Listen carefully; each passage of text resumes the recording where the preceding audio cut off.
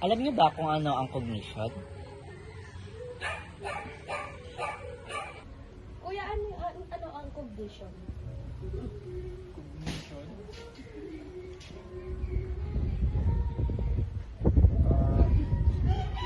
Recognition. Pag-alala. Ay, sige. Ano ang pumapasok sa isip mo kapag naririnig mo yung word na cognition? Appreciation. Alam nyo ba kung ano ang cognition? Yes. Ano po? Pag-process ng information. Pag-restore ng informasyon.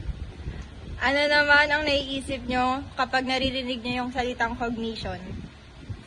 About brain. Awareness. Alam nyo ba kung ano ang cognition? Ako hindi. Siya alam niya. Cognition is a thing like that is how your brain works. That is analyzing, like processing, stacking information in the brain. That's all I know. Thank you. Ano ang pumapasok sa isip nyo pag naririnig nyo yung salitang cognition? Analyzing. Incognito. Be, nakaramdam ka na ba ng grabing pagod? Kahit ang ambag mo lang naman sa buong maghapon ay huminga at mag-exist sa kama? Sabi mo, stress ka. Pero ayon sa cognitive psychology, hindi ka lang stress. Na-scam ka lang ng utak mo ng tatlong bagay na to. Ang ating working memory ay may limitadong espasyo para magproseso ng impormasyon sa kasalukuyan. Kapag stressed ka, ang mga negatibong isipin gaya ng paano kung bumagsak ako o ang konti na lang ng oras ay kumakain ng espasyo sa iyong working memory. Dahil dito, nagkakaroon ng cognitive overload kung saan nababawasan ang natitirang space ng utak mo para mag-solve ng problema o umunawa ng binabasa. Sumunod ay ang flashbulb memory. Ito ay ang labis na malinaw, detalyado at matingkad na alaala ng isang tao kung nasaan siya at ano ang ginagawa niya noong nalaman niya ang isang malaking balita o nakaranas ng isang trahedya. Kapag ang isang karanasan ay may kasamang matinding emosyon, nagpapakawala ng stress hormones ang katawan. Ang mga hormones na ito ay nagsisilbing permanent marker sa utak para ilak ang memoryang yun ng napakatindi. Huli ay ang cognitive dissonance.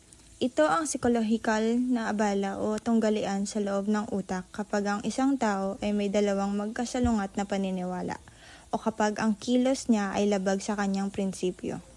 Ang cognitive dissonance ay nararamdaman bilang isang mental stress. Halimbawa, alam ng isang tao na masama sa kalusugan ang paninigarilyo, pero naninigarilyo pa rin siya. Ang utak ay hindi mapakali, nakakaranas ng matinding guilt at tension, at pilit na gumagawa ng mga dahilan o palusot para lang mawala ang stress ng pagiging ipokrito sa sarili niyang paningin. Kaya kung pagod ka kahit nakahiga lang, science yan, hindi ka lang tamad. I-shutdown mo muna yung phone mo at itulog mo yan. Slay pa rin kahit sabog. Bye!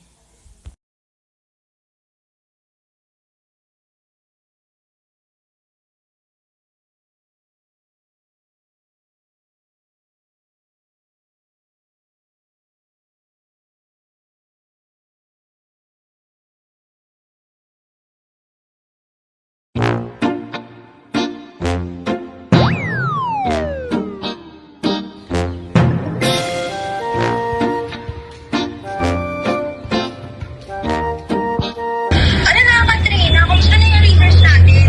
Natagal ko natin yung research Meron ba sa rules natin na pwedeng sigawan yung kapwa estudyante? Kapag hindi ako pumapasok, hinahanap niyo ako. Ngayon tatanungin niyo ako bakit ako pumasok.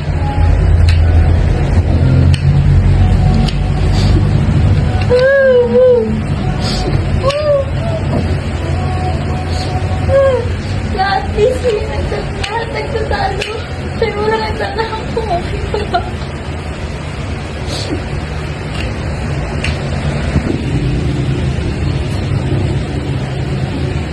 Ang cognition ay tumutulong para ma-interpret ang tono at intention.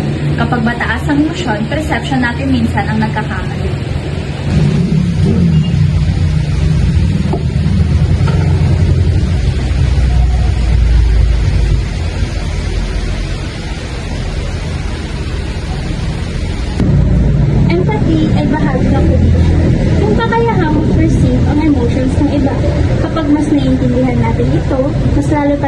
mahihin at mauwain. Ay, mainit na ba ito? Check ko nga. Oo nga, mainit pa.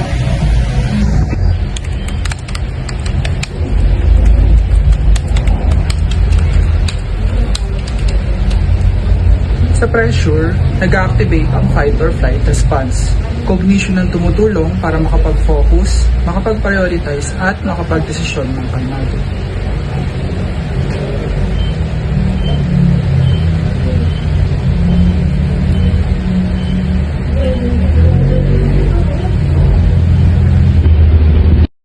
Ang eksenang ito ay nagpapakita ng cognition.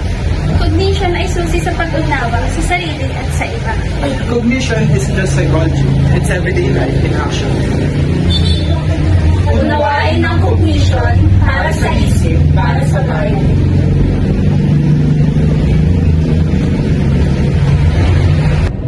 Kapag marunong tayo mag-isip na may empathy at logic Mas nagiging maayos ang communication sa school sa work at sa pamilya.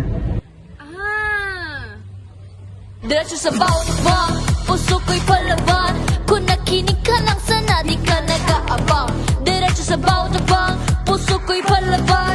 Kung nakinig ka lang sana di ka nag-aabang.